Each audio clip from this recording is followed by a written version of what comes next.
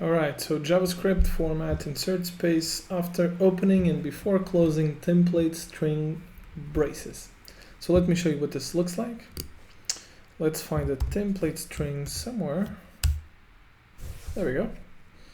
And this pertains to having spaces around variables inside the template string. So if it's set to false by default, but if we set it to true, this happens. Now,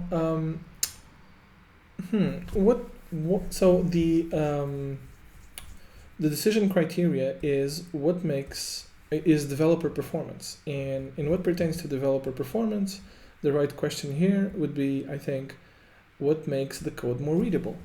And I actually think using this setting as false, meaning no spaces around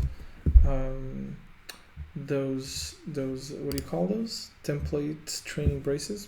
Okay, I think it makes the code more readable because you read it, in this case, VS Code setting, and then the title of the setting, the name of the setting. Having those extra spaces there, actually, this is not code, right, per se.